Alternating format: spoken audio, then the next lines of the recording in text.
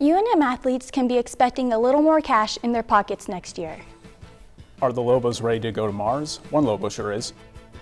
Have you ever wondered where your money for parking on campus goes? We're about to find out. And have you been considering riding your bike to school? Now may be the time to do it. I'm Ryan Kampmeier. And I'm Meghan McQuerry, and this is UNM News.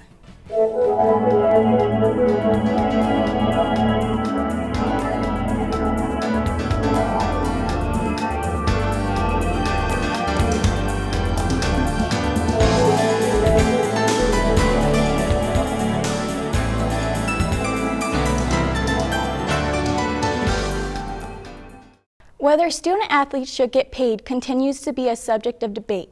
But next year, UNM athletes can expect to receive a little more spending money than they're used to. Bryce Owens reports on the NCAA rules changes that would give student athletes up to $2,700 in spending money. Basketball and track academic advisor Brian Ferguson says for the first time, the NCAA is allowing schools to add a small amount of money to athletes. So it's called the cost of attendance, the full cost of attendance. And what UNM is proposing is to give additional money to student athletes to cover other costs associated with your attendance at the University of New Mexico. With our students starting, I believe, in the 2015-2016 academic year, and right now estimates are looking at approximately $2,700 per year to the students that will be covered for full cost of attendance.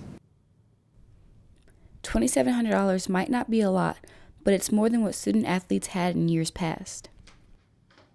Sophomore redshirt guard Alex Laparolari is looking forward to the additional funding. I think I will like it because I think it'll give me a little bit more money to work, give me a little bit more money to work with, a little bit more money to save, and things like that. So I think it'll benefit me and everybody else who's going to be impacted by this. The new cost of attendance is not just making its way to UNM in the fall, it is also going to be affecting other schools.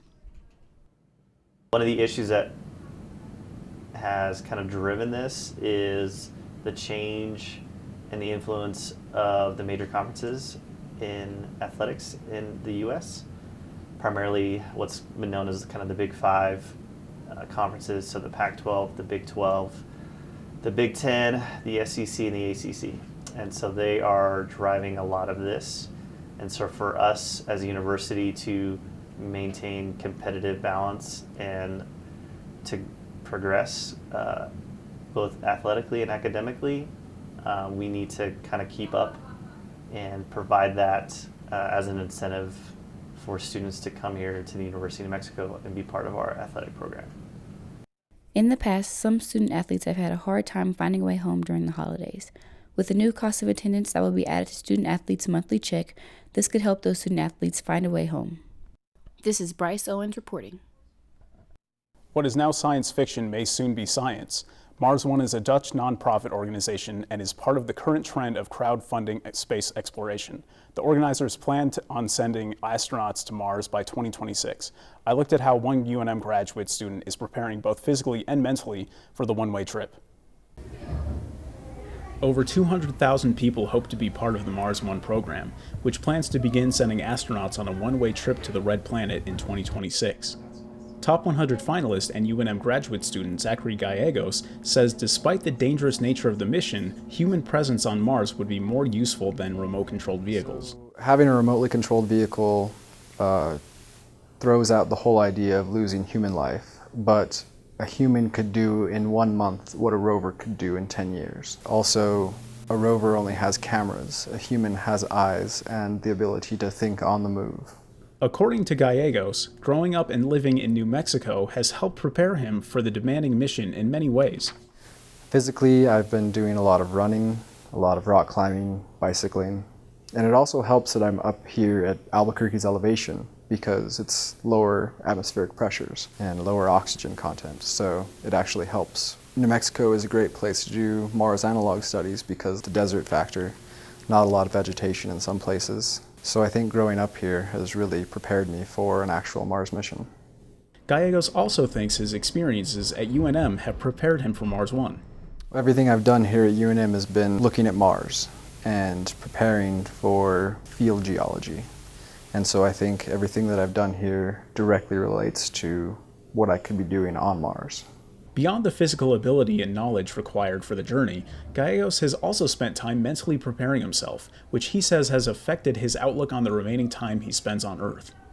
Mentally, I've been just thinking about the idea of leaving this planet forever. And it's a weird thing to think about. I've also been meditating a bit and just enjoying my time out in nature because I might not have it in the future. Even with the risks involved, Gallegos remains unfazed because he says his entire life has been building up to the Mars One mission. It's my dream come true, basically. I have been thinking about this since I could really comprehend it, and everything I've done up to this point has been to put myself in this position. I know that this is my purpose. It's really an intense thought leaving your family and friends behind, but I think Gallegos has really found more out about himself in the process. UNM Parking and Transportation Services, or PATS, is responsible for overseeing the day-to-day operations of the university's parking situation. PATS manages about 14,000 parking spaces and tries to meet the needs of over 40,000 people who visit the campus regularly. Few students, faculty, or staff go a year without getting a yellow envelope and a ticket from the PATS enforcers. Still, PATS is not a moneymaker for UNM.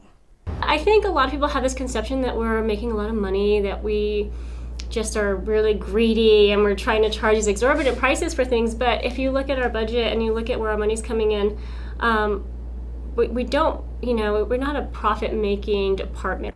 That leaves many parking ticket holders wondering what PATS does with the fees.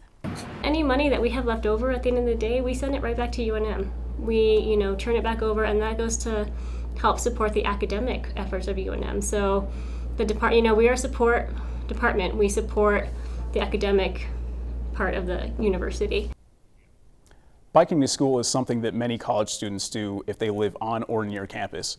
It not only reduces the stress of commuting on the individual, but it also reduces the stress of pollution on the environment. Veronica Muñoz spoke with a couple of UNM students about their different ways of commuting to campus.